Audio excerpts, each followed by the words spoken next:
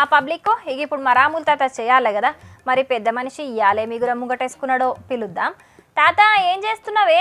గంగి గోవు పాలు గరిటెడైనను సాలు, కడివెడైన నేమి కరము పాలు, భక్తి గల్గు కూడు పచ్చడైనను సాలు, ఈశ్వదాభిరామ ఎనురయేమా. కుండెడు గాడిది పాల కంటే గరిటెడు ఆవు పాలు మేలు చేస్తాయి.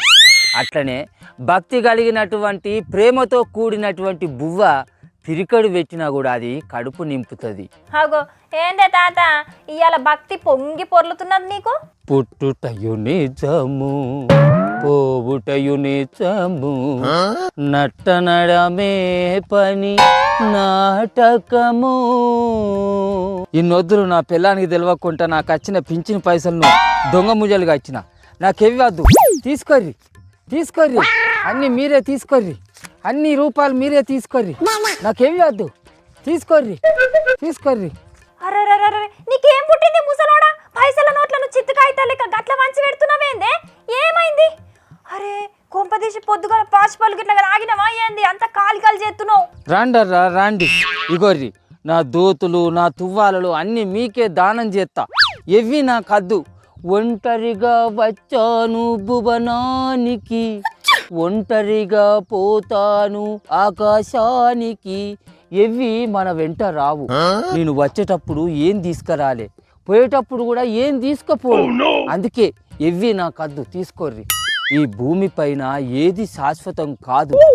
నిర్మలమైన ఆత్మ ఒక్కటే భూమి ఉన్నంత వరకు శాశ్వతంగా నిలిచి ఉంటుంది.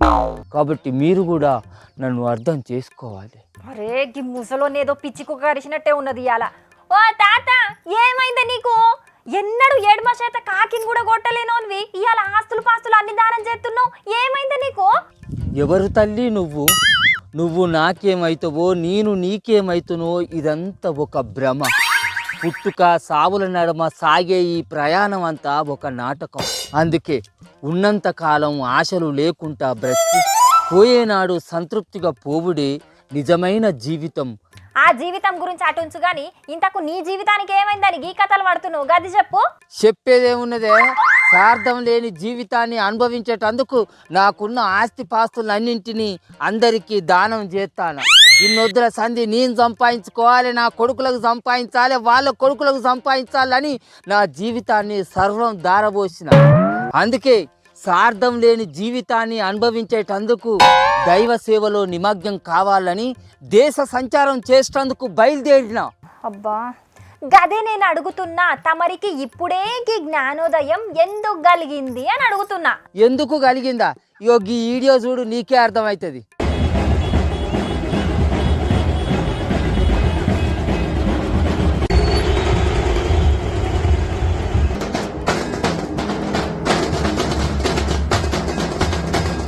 చూసినవా?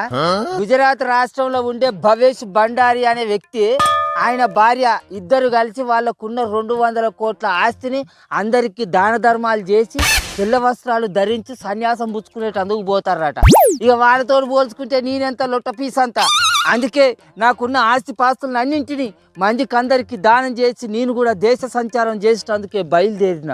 వాళ్ళకంటే 200 కోట్ల ఆస్తున్నది కాబట్టి దాన్ని దానం చేసి సన్యాసం పుచ్చుకుంటున్నారంటే ఓ అందమున్నది. నీకేమున్నదయ్యా? తోకమట్టల 20 గుంటల పొలం, గడ్డి గుడిసే, దానికి నా ఆస్తిని దానం చేస్తున్నా అని నిలుగుతున్నావా? నీ ఆస్తి కంటే నువ్వు చేసిన అప్పులే ఎక్కున్నాయి ముసలోడ. ఉన్న ఆస్తులని దానం చేస్తే నువ్వు చేసిన అప్పులోళ్ళు మా ఇంటి ముంగట్టుకొచ్చి కూర్చుంటే మేము ఏడకోవాలి చెప్పు? ఏది నీది ఏది నాది, ఏది మన వెంట రాదు. అందుకే మన ఇంటికి వచ్చిన అప్పులలో కూడా గిదే ముచ్చట చెప్పుర్రి. చెప్పుతాను కొడతాడు మామూల.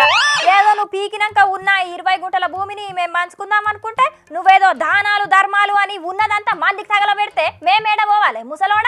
నువ్వు చేసిన అప్పులు ఎవడు కట్టాలి చెప్పు? చెచ్చే, నువ్వు బండరాయివా మనసున్న మనిషివే? ఏం మాట్లాడుతున్నావు నువ్వు? జీవితం అనేది ఒక నీటి బుడుగా, అది ఎప్పుడు పుట్టుకుమని పలుకుతుందో తెలియదు అని నేను చెప్తా అంటే ఆస్తులు తొక్కలు తొడకూర కట్టలు అని మాట్లాడుతున్నావేందే? నేను ఏ ఆస్తులు ఉంచాను? అన్ని ఆస్తులు ఈ మందికి అందరికి పంచుతా, అడుగులు పట్టుకొని తిరుగుతా. తీసుకోరి తీసుకోరి, ఎవ్వి నాకు అది తీసుకోరి. అది నువ్వు పెళ్లి చేసుకొని పిల్లల్ని కనక ముందు ఉండాలి. సో ఈ బండినంత బలగాని పోగు చేసి తట్టెడు అప్పులు చేసి ఇప్పుడు సన్యాసం సాంప్రదాయం అని శుద్ధపూస మాటలు మాట్లాడితే నడుతుందా ముసలాడా? ఎందుకే ఈ ఆశలు, ఆలోచనలు, కొట్లాటలు, లొల్లులు, పంచాదులు? జీవితాన్ని ఆనందంగా అనుభవించాలి. ఆనందం లేని జీవితం నీళ్లు లేని ఎడారసంటిది. అన్ని ఉండి ఆనందం లేని జీవితం కంటే ఏమి లేని సంతృప్తి జీవితమే చాలా గొప్పది. ఈ మాటలు చెప్పేటందుకు మంచిగానే ఉంటాయి తాత, కానీ ప్రాక్టికల్ గా అమలు కావు. ఎందుకు గావు? నేను చేత చూడు, ఇగో ఉన్నాయాన్ని ఇస్తాను, తీసుకురి. చేస్తావు 60 ఏళ్ళ కానించాలి అన్న అనుభవించి ఆఖరిదలకు సన్యాసం పుచ్చుకుండు కాదు పెద్ద మనిషి. ఆ సోయి ముందుగానే ఉండాలి నీకు. అవన్నీ నాకు తెలియదు, నాకు ఇప్పుడే జ్ఞానోదయం కలిగింది.